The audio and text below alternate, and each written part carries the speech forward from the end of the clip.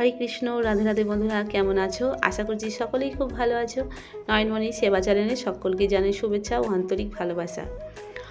নিজের বাড়ির গোপাল থাকতে কেন অন্য জায়গায় গোপালকে পুজো দিতে যাচ্ছি, তো এই বিষয়ে আজকে আলোচনা করব আর ভিডিওতে তোমাদের সম্পূর্ণ দেখাবো। আশা করছি তোমাদের সকলেরই খুব ভালো লাগবে। অবশ্যই প্রথম থেকে ভিডিওটি লাস্ট পর্যন্ত অবশ্যই দেখতে থাকো।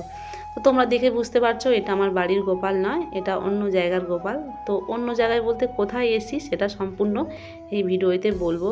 তো এই বাড়ির এখানে যে গোপালটা দেখতে পাচ্ছ, গোপালটা আর বিশেষ করে অনেকেই চিনতে পারবে যারা আমার ভিডিও রেগুলার ফলো করো বা দেখো তোমরা, তারাই কিন্তু একমাত্র বুঝতে পারবে যে এটা কোন জায়গার গোপাল সোনা, তারাই একমাত্র। আর যারা নতুন দেখছো তারা হয়তো বুঝতে পারবে না। অবশ্যই তোমরা ভিডিওটি প্রথম দেখো, মানে প্রথম থেকে লাস্ট পর্যন্ত দেখো।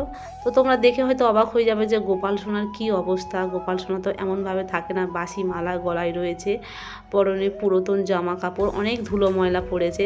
আর এই সিংহাসনটা বিশেষ করে আমি এসে পরিষ্কার করেছি, কারণ অনেকটা ধুলোবালি ছিল। এসে মানে সঙ্গে সঙ্গে ফোনে দেখাবো মানে সেটা আমার সুযোগ হয়ে ওঠেনি, কারণ দেখাতে গেলে অনেকটা দেরি হয়ে যেত আর ভালোও লাগতো না, কেমন মানে অপরিচ্ছন্ন হয়েছিল। সেই জন্য আমি আগে একটু পরিষ্কার করে নিয়ে তবে কিন্তু ক্যামেরার সামনে নিয়ে এসেছি। আর এই যে মাথার চুলটুলগুলো পুরো সম্পূর্ণ ধুলোবালি পড়েছে, জামাটাও খুবই নোংরা হয়ে রয়েছে। আর এই মালাটা মনে হচ্ছে প্রায় এক সপ্তাহ, কারণ এখনকার ঠান্ডার সময় মালা মানে বাসি হয়ে গেল, মানে আজকের পরালে কালকের যেন মনে হবে যেন একদম টাটকা ফুল। তবে এই মালাটা শুকনো হয়ে গেছে, তো তোমরা দেখে বুঝতে পারছো মানে কতদিনেকার মালা। আর পরনে যে গায়ের যে জামা কাপড়গুলোতে মোটা হয়ে ধুলো পড়েছে। আর মুখে চোখের অবস্থা দেখো, দেখে বুঝতে পারবে যে কতটা মানে অপরিচ্ছন্ন কেমনভাবে রয়েছে। বালাগুলো জং ধরে গেছে, এই বালাটা অনেক দিনেকার পরানো। তবে এটা তোমরা দেখো, এটা কিন্তু আমার বাপের বাড়ির গোপাল। আমি আমার বাপের বাড়িতে এসেছি আমার মানে বাপের বাড়ির আমার বাবাদের গোপাল সোনাকে সেবা দিতে। তো কেন এসেছি এই হঠাৎ, মানে কেন এলাম আজকে, তোমরা শুনলে আশ্চর্য হয়ে যাবে। এই গল্পটি আমি তোমাদেরকে বলতে চাইছি, তোমরা অবশ্যই প্রথম থেকে শোনো। তো গোপাল সোনাকে আমি মোটামুটি স্নান করাচ্ছি, কারণ বেশিক্ষণ স্নান করাতে মানে পরিষ্কার করতে পারলাম না, কারণ অনেকটা দেরি করে এসেছি, 12:30 বেজে গেছে। আর রাধা মাধবের আজকে স্নান করাতে পারলাম না। ইচ্ছা ছিল রাধা মাধবকে স্নান করাবো, তবে প্রায় 1-2 বাজে যাচ্ছে, কারণ এগুলো পরিষ্কার করতে গিয়ে আমার অনেকটা সময় চলে গেছে। তো আমার যে বাপের বাড়িতে গোপালকে আমি কেন হঠাৎ আজকের পুরো সম্পূর্ণভাবে সেবা দিতে এলাম, তো হঠাৎ একদিন তোমাদেরকে বলছি শোনো, আমার ঠাকুমা আমার বাড়িতে গিয়েছিল। তো এর আগে কিন্তু ঠাকুমার গল্প একটা বলেছিলাম। আমার ঠাকুমার কারণে কিন্তু আমি আমার বাপের বাড়িতে এই গোপাল আমার বাপের বাড়িতে আনার কথা ছিল, সে জায়গায় আমি নিয়ে যাইনি। আমার ঠাকুমা বলেছিল, সে জায়গায় আমি নিজের থেকে গিয়ে আমার গোপাল সোনাকে, অন্য গোপালকে নিয়ে এসেছিলাম। আর আমার ঠাকুমার জন্য কিন্তু আমি গোপাল সেবাটা মানে করলাম। ওনার জেদে মানে উনি আমাকে প্রথমে গোপালকে নিয়ে যাওয়ার জন্য বলেছিল। তো এখানে অনেকে কোন ঠাকুরমশাই নাকি বলেছে যে বাড়ির গোপাল দিতে নেই, গোপালকে কিনে দাও। তো সেই ভেবে আমি আর ওনাদের থেকে নিইনি, আমি নিজের থেকে গোপালকে নিয়ে এসেছিলাম। তো তারপরে কি হয়েছে, আমার বাড়িতে ঠাকুমা কিছুদিন আগে গিয়েছিল, লক্ষ্মী পুজোর মানে কালী পুজোর পরে গিয়েছিল, এটা কিছুদিনের আগের গল্প। তো যেতে আমি তো রোজ দিন আমার গোপাল সোনাকে অন্ন সেবা দিই প্রত্যেক দিন। তো অন্ন সেবা গোপালকে দিয়ে তবে তো আমরা প্রসাদ পাই।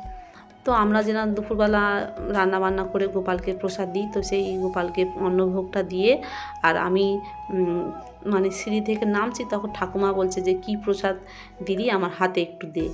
তখন আমি বললাম এটা তো অন্নপ্রসাদ, তা ওরকম করে দেবো কেন, আমরা খেতে বসে একসঙ্গে সবাই প্রসাদ দেবো। তো ঠাকুমা বললো তো হোক, অন্ন হোক, আমাকে একটু তো হাতে দে। তো ঠাকুমাকে হাতে দিই, আবার খেতে বসে যেরকম অন্নভোগ দেওয়া হয় তো সেরকমভাবে দেওয়া হয়েছিল। তো খেয়ে টেয়ে ঠাকুমা বাড়ি গেছে, গিয়ে হঠাৎ ঠাকুমা পরের দিনে ফোন করে আমাকে বলছে, মা তোর কাছে একটা কথা বলবো, তুই বিশ্বাস করবি কি জানি না। আমি তখন বলি কি বলো। তখন বলছে, জানিস মা, তোর বাড়িতে আসার পরে সেই রাত্রে মা আমাকে স্বপ্ন দেখাচ্ছে, জানিস মা কে বলছে আমি ঠিক জানি না, আমাকে খুব রাশ দিয়ে বলছে যে কী রে নাতনির বাড়ি তো গেলি, কেরাম দেখলি। তখন বললো কি দেখবো বাবা, না প্রসাদ তো খেলি, কেমন প্রসাদ খেলি। বললো খুবই ভালো, না তো আমি কেমন ওপরে বসে আছি দেখেছিস তো কত সুন্দর করে। তখন ঠাকুমা বলে বাবা আমার তো পায়ে কোমরে ব্যথা, আমি তো আর ওপরে ছাদে উঠতে পারি না, তাই আমি যেতে পারিনি।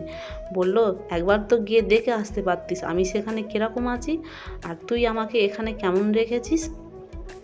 লক্ষ্মী পুজোর দিনে আমি লোকের বাড়ি বাড়ি গিয়ে লোকের উঠোনে দৌড়ে দৌড়ে গিয়ে ঘুরছি, আমার একটু কেউ ভালোভাবে পুজো দেয়নি। তো এইরকম বলছে ঠাকুমা। তখন বলছে বাবা আমার তো বয়স হয়ে গেছে, আমি হচ্ছে কি ভালোভাবে সেবা দিতে পারিনি, তুমি তো জানো। তখন তিনি বলছে আমাকে কি নোংরা করে খেতে দেয়, মানে ভালোভাবে খেতে দেয় না, ফল মানে কাটে না, কেমনভাবে মানে যা যা করে মানে আমার ছোটো মা দিতে পারে না ভালোভাবে, সেইগুলো সমস্ত কিছু বলছে। তো তখন ঠাকুমা বলছে যে আমি আর কী করবো বাবা, আমি তো আমার হাত পা আর চলে না, আমার এই হাত পা এরকম হয়ে গেছে, আমি আর ভালোভাবে দিতে পারি না, চোখে দেখতে পারি না, আমি কি করে তোমার দেখবো, যেরকম পারি সেরকম দেয়। তো তখন বলছে যা যা যা সিংহাসনে কে রাধারানী বসে আছে দেখ দেখ, এরকম যেন বলছে। তো তখন ঠাকুমা বলে কই, বলে উঁকি মেরে দেখছে।